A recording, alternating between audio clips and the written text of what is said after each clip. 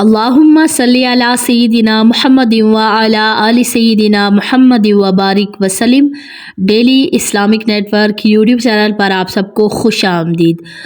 رجب پاک مہینہ سٹارٹ ہو چکا ہے۔ اس مہینے کی کتنی زیادہ برکات ہیں، ہم لوگ بہت سارے لوگ اس بارے میں نہیں جانتے ہوتے، جس کی وجہ سے ہم لوگ اس مہینے کی برکات حاصل کرنے سے محروم رہ جاتے ہیں۔ رجب المرجب، اصل میں یہ آپ ایسا سمجھ لیں کہ یہ بیج بونے کا مہینہ ہے، اور شعبان المعظم وہ آب پاشی یعنی پانی دینے کا مہینہ ہے، اور رمضان المبارک فصل کاٹنے کا مہینہ ہے۔ سبحان اللہ۔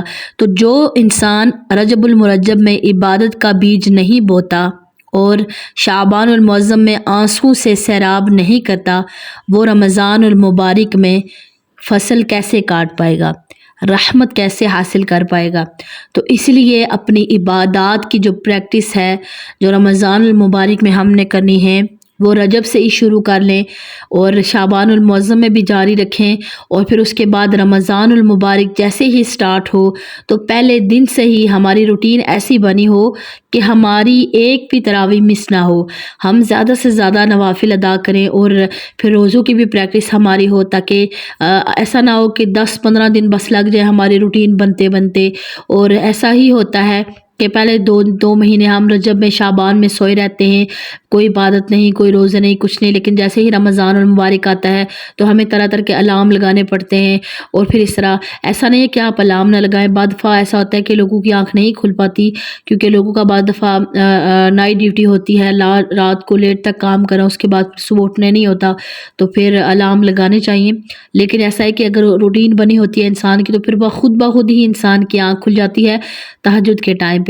تو پھر آپ نے کرنا کیا ہے کہ رمضان المبارک کی تیاری، اس کا استقبال رجب سے ہی سٹارٹ کر دیں، تاکہ جیسے ہی رمضان المبارک آئے تو پہلے روزے سے ہی ہمیں کسی قسم کی پریشانی نہ ہو، ہفتہ نہ لگے اپنی روٹین بنانے میں، بلکہ ہماری روٹین آلریڈی بنی ہوگی، اور ہم رمضان المبارک میں خوب عبادتیں کر کے خوب اللہ تعالیٰ کی رحمتیں سمیٹ سکتے ہیں۔ تو ماہ رجب کے نوافل یہ اور دیگر عبادتیں وہ کون سی ہیں میں آپ کے ساتھ شیئر کرتی ہوں۔ تو رجب جو اسلامی سال کا مہینہ ہے وہ 7واں مہینہ ہے، 7 نمبر والا مہینہ ہے۔ تو اہل عرب جو ہے وہ اس مہینے کو اللہ تعالیٰ کا مہینہ کہتے ہیں، اور اس مہینے میں رجب کے مہینے میں 27ویں شب کو حضور صلی اللہ علیہ وآلہ وسلم کو معراج کروائی گئی، جو کسی نبی کو یہ سعادت نصیب نہیں ہوئی، صرف ہمارے پیارے نبی حضرت محمد صلی اللہ علیہ وآلہ وسلم کو نصیب ہوئی۔ تو اس مہینے کو اسب بھی کہتے ہیں، کیونکہ اس مہینے میں اللہ تعالیٰ اپنے بندوں پر خاص رحمت اور مغفرت فرماتا ہے۔ اور اس مہینے کی جو 5 راتیں ہیں وہ بہت افضل ہیں۔ کون سی؟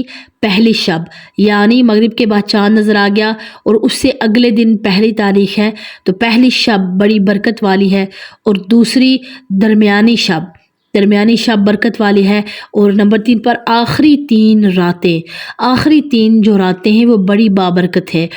جس دن نبی پاک کو معراج نصیب ہوئی اس دن خاص طور پر عبادت کا اہتمام کیا کریں، کیونکہ یہ بہت بڑی سعادت اللہ تبارک و تعالیٰ نے ہمارے پیارے نبی صلی اللہ علیہ وآلہ وسلم کو عطا فرمائی۔ تو اس ماہ میں عبادتیں اور دعائیں انسان کی قبول ہوتی ہیں۔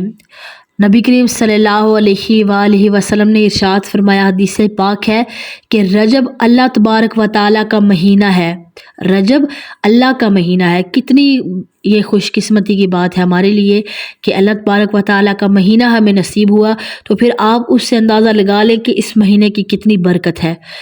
رجب اللہ تعالیٰ کا مہینہ ہے، شعبان میرا مہینہ ہے، نبی پاک نے فرمایا۔ سبحان اللہ۔ تو شعبان المعظم کی بھی کتنی فضیلت ہے، نبی پاک نے اسے اپنا مہینہ کہا، تو جس مہینے کو نبی پاک نے فرمایا کہ میرا، تو اس کی فضیلت کا کیا عالم ہوگا، پھر یہ آپ اس چیز کا اندازہ لگا لیں۔ رجب اللہ کا مہینہ ہے، شعبان نبی صلی اللہ علیہ وآلہ وسلم کا مہینہ ہے، اور نبی پاک نے فرمایا کہ رمضان میری امت کا مہینہ ہے۔ سبحان اللہ۔ تو وہ رمضان المبارک ہمیں عطا کیا گیا تاکہ ہم اس میں عبادات کر سکیں، اور اللہ تبارک و تعالیٰ نے وہ ہمیں مہینہ دے کر اپنی جنت کے دروازے اللہ تعالیٰ کھول دیتا ہے اور دوزخ کے دروازے بند کر دیتا ہے، تاکہ جو لوگ ہیں وہ زیادہ سے زیادہ نیکیاں کما سکیں۔ اور پھر اللہ تعالیٰ کا ایک اور انعام ہے کہ شیاطین کو بھی جکڑ دیا جاتا ہے تاکہ شیطان جو ہے وہ مومنین کی، مسلمانوں کی عبادت میں خلل نہ ڈالے، انہیں پریشان نہ کرے۔ ان کو بھی، شیاطین کو بھی جکڑ دیا جاتا ہے تاکہ اللہ تبارک و تعالیٰ کی بارگاہ میں لوگ اپنی عبادات کر سکیں اور اپنے گناہوں کی مغفرت اللہ تعالیٰ سے مانگ سکیں۔ تو نبی پاک صلی اللہ علیہ وآلہ وسلم نے فرمایا کہ جس نے رجب کا ایک روزہ رکھا، صرف ایک روزہ رکھا، گویا اس نے سال بھر کے روزے رکھے۔ سبحان اللہ، ایک روزہ صرف، اور اس کا ثواب کتنا ہے؟ پورا سال برابر کسی انسان نے اس کا روزہ رکھا ہو۔ سبحان اللہ، کتنی زیادہ فضیلت ہے۔ ایک اور حدیث پاک میں آتا ہے کہ جو ماہ رجب کے مہینے میں کسی مسلمان کی پریشانی کو دور کرے، وہ کیسی بھی ہو، کسی بھی پریشانی میں مبتلا ہو، چاہے چھوٹی ہو بڑی ہو، کسی بھی طرح کی ہو، آپ نے کسی بھی طرح سے کسی مسلمان کی پریشانی کو دور کر دیا تو اللہ تبارک و تعالیٰ اس انسان کو جنت میں ایک ایسا محل عطا فرمائے گا جو حد نظر تک وسیع ہوگا۔ تم رجب کا اکرام کرو، اللہ تعالیٰ تمہارا 1000 کرامتوں کے ساتھ اکرام فرمائے گا۔ سبحان اللہ، کتنی زیادہ فضیلت ہے اس مہینے کی۔ اچھا، رجب میں عمرہ کی ادائیگی، جو لوگ عمرہ پہ جانا چاہیں وہ رجب کے مہینے میں اپنے ضرور جائیں۔ رجب کے مہینے میں آپ عمرہ کرنے کے لیے، حضرت سیدنا عمر فاروق اعظم اور دیگر صحابہ رجب المرجب میں عمرہ کرنا پسند فرماتے تھے، انہیں پسند تھا کہ رجب میں عمرہ کرے۔ حضرت سیدہ عائشہ رضی اللہ تعالی عنہا اور حضرت سیدنا عبداللہ بن عمر بھی رجب المرجب میں عمرہ ادا کرتے۔ مشہور تابعی بزرگ امام ابن سیرین رحمۃ اللہ علیہ فرماتے ہیں کہ ہمارے اسلاف نے رجب المرجب میں عمرہ کیا، وہ عمرہ کیا کرتے تھے رجب میں۔ سبحان اللہ، تو یہ بڑا بابرکت مہینہ ہے، اللہ کا مہینہ ہے، تو اس میں ہمیں زیادہ سے زیادہ پڑھنا کیا چاہیے؟ اس میں ہمیں کثرت سے استغفار کرنا چاہیے۔ نبی پاک صلی اللہ علیہ وآلہ وسلم کی حدیث پاک بھی ہے کہ جب بھی تم رجب کا مہینہ پاؤ، مفہوم ہے کہ جب بھی تم رجب کا مہینہ پاؤ تو تم کیا کرو؟ اللہ تبارک و تعالیٰ سے زیادہ استغفار کرو۔ اللہ تبارک و تعالیٰ توبہ کرنے والوں کو پسند کرتا ہے۔ تو جب اللہ تعالیٰ توبہ کو پسند کرتا ہے تو جب اللہ کا مہینہ ہو اور اس میں انسان توبہ کرے، پھر آپ سوچیں کہ اس انسان کی کتنی زیادہ شان ہوگی، کتنی زیادہ برکتیں اس انسان کو ملیں گی، یہ شاید ہم اس چیز کا اندازہ بھی نہیں لگا سکتے۔ تو یہ رجب، یہ اللہ کا مہینہ ہے، اور اس مہینے میں اللہ تبارک و تعالیٰ سے جو بھی دعا مانگی جائے، جیسی بھی مانگی جائے، جائز دعا، اللہ تبارک و تعالیٰ اس دعا کو قبول فرماتے ہیں، اور انسان کی جو بھی جائز خواہش ہوتی ہے، اللہ تبارک و تعالیٰ اس مہینے کے صدقے اس انسان کی دعاؤں کو پورا فرماتے ہیں۔ اچھا، رجب میں ایک ایسی شب آتی ہے، 27ویں شب، کہ جس میں اللہ تبارک و تعالیٰ نے نبی کریم صلی اللہ علیہ وآلہ وسلم کو معراج پاک نصیب فرمائی، جو کسی نبی کو نصیب نہ ہوئی تھی۔ تو اس رات میں خاص طور پر نماز پڑھنے کا اہتمام کریں، اس رات میں زیادہ سے زیادہ ذکر و اذکار کا اہتمام کریں، صدقات دینے کا اہتمام کریں، نہ صرف اس رات میں بلکہ پورا دن، پورے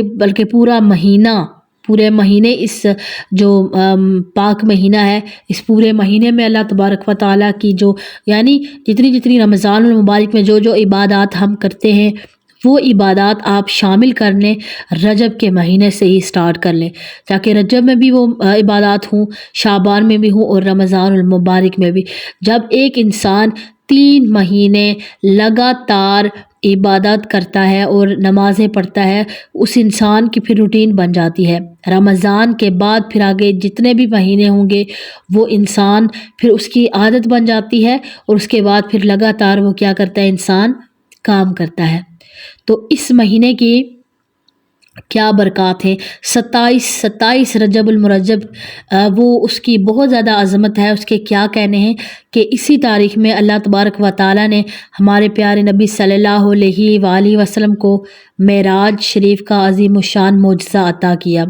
تو 27ویں رجب شریف کے روزے کی بہت زیادہ فضیلت ہے۔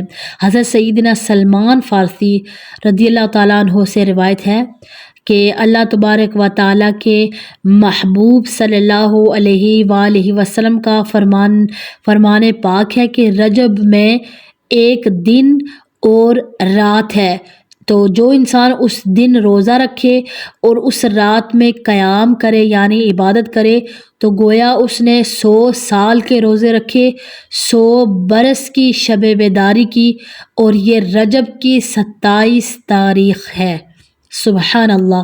تو جب بھی 27 تاریخ آئے تو اس دن کیا کریں کہ روزہ رکھیں اور خاص طور پر خاص عبادات کریں۔